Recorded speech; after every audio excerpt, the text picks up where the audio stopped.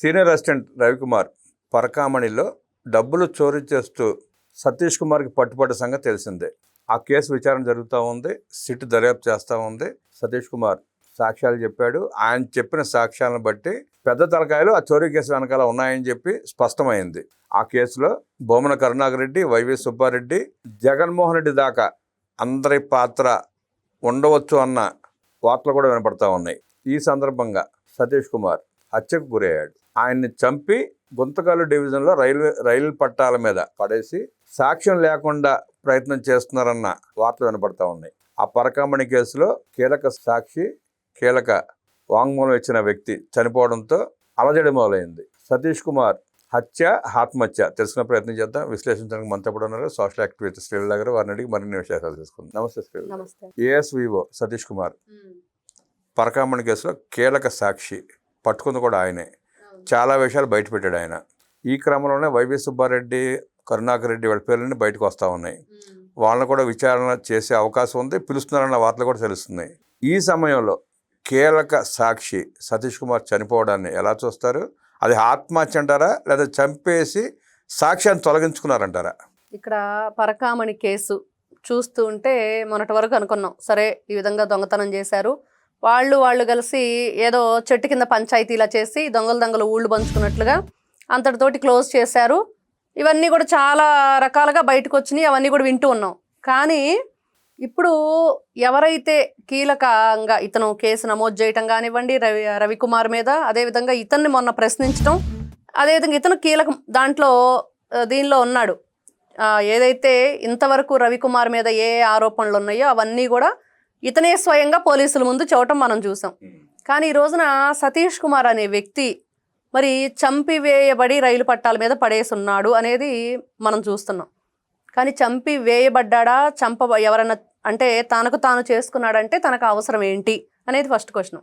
ఈ ఒక్క విషయమే కాదండి, ఈ రోజున ఏదైనా ఒక జరిగింది అని అంటే ఫస్ట్ అందరికీ గుర్తొచ్చేది పరిటాల రవి గారి హత్య. ఆ హత్యలో ఏం జరిగింది, ఎంతమంది దానిలో చంపబడ్డారు వరుసగా, మరి ఇంతవరకు కూడా దానికి సంబంధించి దోషులు ఎవరు అనేది లేకుండా చేశారు. మరి వైఎస్ వివేకానంద రెడ్డి గారి హత్య దారుణంగా అతన్ని గొడ్డలతో నరికి చంపిన వ్యక్తులు, మరి దాంట్లో కీలక పాత్ర పోషించి సాక్షులుగా ఉన్నవాళ్ళు మరి వరుసగా 6 చనిపోవటం చూసాం. మరి అది కూడా ఇప్పటికి కూడా ఎక్కడ దానికి అసలు ఏంటి అన్ని విషయాలు ఎవరైతే వైఎస్ వివేకానంద రెడ్డి గారి కూతురు స్వయంగా మీడియా సమావేశం ఏర్పాటు చేసి అన్ని విషయాలు గూగుల్ టేక్అవుట్తో సహా అందరూ ఎక్కడెక్కడ ఎవరున్నారు ఏంటి అనే విషయాలు కూడా చెప్పారు. అయినా ఈ రోజుకి కూడా చక్కగా బెయిల్ మీద బయట తిరుగుతున్నారు. ఈ రోజు కొత్తగా ఆవిడ అడుగుతుంది ఏంటంటే అసలు జగన్మోహన్ రెడ్డి గారి ఇన్ఫర్మేషన్ ఎలా వెళ్ళింది అనే కోణంలో మరి ఎక్కడా కూడా ఎంక్వైరీ జరగలేదు, దాని మీద జరగాలని.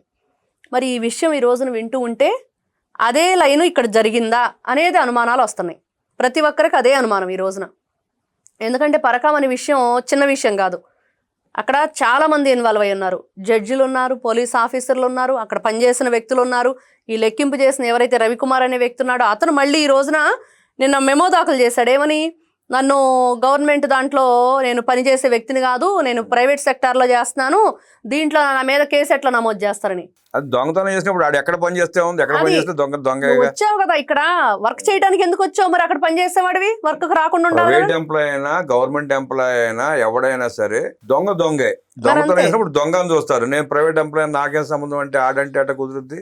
వీళ్ళందరికీ ఏదైనా సరే వాళ్ళు చేసిన తప్పు బయటపడంగానే కులం, చేసే పని, లేకపోతే మహిళలను ఇట్లాంటివన్నీ కూడా పెట్టుకొని అడ్డు ఏదో విధంగా తప్పించుకునే ప్రయత్నం.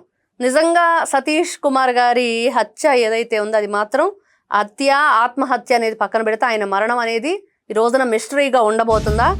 మరి ఈయన మరణంతో అసలు నిందితులు దొరకబోతున్నారా అంటే తొందరపాట్లో అరే తప్పు చేసామే దొరికిపోతామేమో అన్నట్లుగా వీళ్ళు దొరుకుతారా అనేది చాలా బాధాకరమైన విషయం, చాలా భయంకరమైన విషయం. నీచాతి నీచంగా దిగజారిపోయిన వీళ్ళ స్థాయి ఉందో దానికి ఇది పరాకాష్ట అండి. అంటే మీరు తప్పు చేసి తప్పించుకోవటానికి సకల ప్రయత్నాలు చేస్తూ మనుషుల్ని చంపేయటం అనేది ఈ రోజున ప్రజలందరికీ ఒకటే అర్థమవుతుంది. దీని ద్వారా నిజంగా అతను చంపివేయబడ్డాడు అనేది మనం చూసామండి.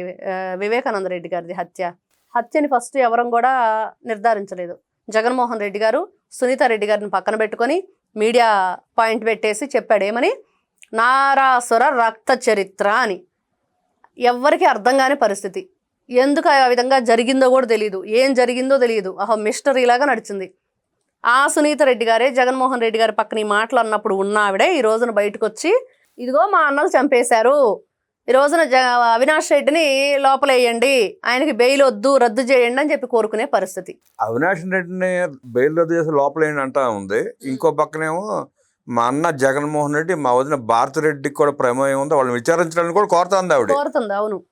కానీ నిజంగా పరకామణి విషయం కానివ్వండి, కల్తీ లడ్డు విషయం కానివ్వండి, అక్కడ ఏదైతే స్వామివారి భక్తులకు ఏర్పాటు చేసే అన్నప్రసాద క్యాంటీన్ విషయం కానివ్వండి, రోజును చూస్తే అక్కడ ఈ లడ్డు తయారు చేసేది ఏదైతే ఉందో దానికి సంబంధించిన కార్మికులు భయంకరమైన బ్యాడ్ స్మెల్ వస్తుంది ఇదంతా. మరి ఈ నెయ్యి కల్తీ నెయ్యి అని చెప్పి కార్మికులు కంప్లైంట్ చేసినా కూడా అదే కంటిన్యూ చేస్తూ రోజుకి ఏదైనా సరే ఒక మంచి ఈవెంట్ జరిగితే, ఏదన్నా మనకి బ్రహ్మోత్సవాలు కానివ్వండి, ఏదైనా కార్యక్రమాలు పర్ డే వచ్చేసి దాదాపుగా 13 నుంచి 18,000 కేజీల నెయ్యి యూజ్ చేస్తారంట. అసలు ఎంత ఘోరం. డైలీ అంటే ఏదైనా స్పెషల్ డేస్ ఉన్నప్పుడు అకేషన్. అందుకే దాన్ని దోపిడీ మార్గంగా ఎంచుకున్నారు ఈ దొంగల ముఠ. ఎంత ఘోరం.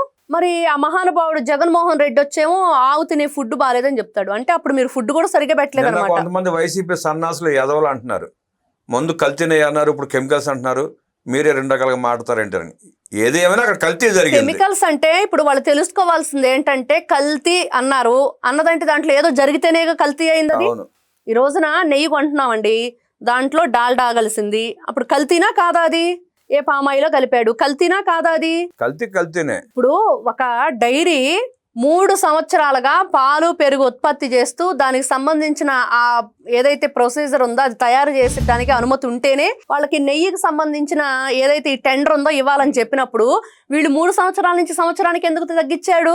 3 సంవత్సరాలకు అవసరం లేదు, సంవత్సరం ఉంటే చాలా. అది కూడా అసలు పాల ఉత్పత్తి లేని డేరా బాబాది. వాళ్ళు పాలు పెరుగు ఉత్పత్తి లేకుండా నీకు ఎక్కడి నుంచి నెయ్యి ఇస్తారు? ఆలోచన ఉండాలి కదా. అంటే వీళ్ళు ఏ విధంగా ఈ లడ్డు విషయంలో కానివ్వండి, ఈ కల్తీ నెయ్యి ఏ విధంగా తయారు చేయడానికి వీళ్ళు పాల్పడ్డారు.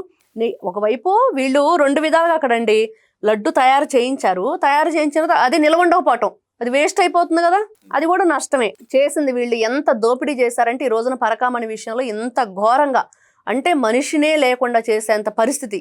అంటే ఎన్ని 100 కోట్ల రూపాయలు దాంట్లో దోస్తే వాళ్ళు సాక్ష్యాన్ని రూపుమాపారు, అర్థం చేసుకోవాలి. అవును, చాలా భయంకరమైన విషయం. ఇంత మనిషినే అసలు ఒక ప్రాణం తీయటం అంటే ఈ రోజున భగవంతుడు వీళ్ళకి భయం లేదండి. భయం లేకుండా బరిదెగించిపోయిన వ్యక్తులాగా ప్రవర్తించిన తీరు ఉగ్రవాదుల కంటే ఘోరంగా. ఈ రోజున చూస్తాం, నిన్న ఢిల్లీలో బాంబు బ్లాస్ట్ అయ్యింది. ఏమైంది? ఎంత ఘోరంగా. ఎవరంటే అక్కడ ఉగ్రవాదులదని చెప్పేసి వాళ్ళ ఆత్మాహుతి దాడి. మరి అంతకంటే ఘోరంగా మనుషులను లెక్క లేకుండా వీళ్ళు చంపేసే విధానాన్ని ఏ విధంగా చూడాలి? ప్రజలకు ఈ రోజున ఒకటేనండి, అంటే వీళ్ళని తప్పులు చేసుకుంటూ పోయేదాకా ఊరుకుంటారా? ఈ విధంగా అంటే తప్పు మీద తప్పు. ఈ రోజున పరకామణిలో చేసిందే తప్పు అంటే దాన్ని మీరు దొంగలు ఊళ్ళు పంచుకున్నట్టు చేయటం ఒక తప్పు అయితే, ఈ రోజున కీలక సాక్షిగా ఉన్న వ్యక్తిని అతనే అన్ని విషయాలు బయటపెట్టి అతనే ఈ రోజున ఒక గవర్నమెంట్ ఆఫీసర్గా పనిచేస్తున్నాడు రైల్వే డిపార్ట్మెంట్.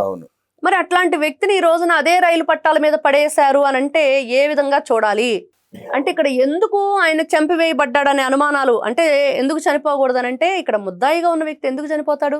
వివేకానంద రెడ్డి కేసులో కూడా అంతే కదా, కీలక సాక్షి. మరి ఇప్పుడు కీలక సాక్షి లేకపోతే ఇప్పుడు అది ముందలకు వెళ్లకుండా ఆపేద్దామని అసలు అంటే ఊహించుకోవటానికి కూడా అసలు చాలా బాధాకరమైన విషయం, భయంకరమైన విషయం. ఇంకా భగవంతుడు ఏ విధంగా శిక్ష వేస్తాడు అనేది మాత్రమే వేచి చూడాలి. అంత ఘోరంగా ఉంది ఇది. కీలక సాక్షి, కీలక ఆధారం ఏఎస్విఓ సతీష్ కుమార్ అనుమానాస్పద మృతి అంటూ ప్రచారం చేస్తున్నారు, కానీ అది హత్యేనంటూ విశ్లేషించి ఆ కేసులో సుబ్బారెడ్డి, కరుణాకర్ రెడ్డి, జగన్మోహన్ రెడ్డిల ప్రమేయం ఉంది కాబట్టి వాళ్ళ పేర్లు కూడా బయటికి వచ్చే తరుణంలో ఈ హత్య అనుమానాస్పదమైన హత్య కాదని, కావాలని సాక్ష్యం రూపుమాపడానికి చేశారంటూ విశ్లేషించి ఈ సతీష్ కుమార్ హత్య మీద సీరియస్గా తీసుకుని మిగతా సాక్షుల్ని, ప్రమేయం ఉన్న అందరినీ జాగ్రత్తగా కాపాడి ఆ పరకామణి కేసులో అసలు దోషుల్ని కఠినంగా శిక్షించాలంటూ విశ్లేషించిన శ్రీలీల గారికి ధన్యవాదాలు తెలియజేస్తూ నమస్కారం.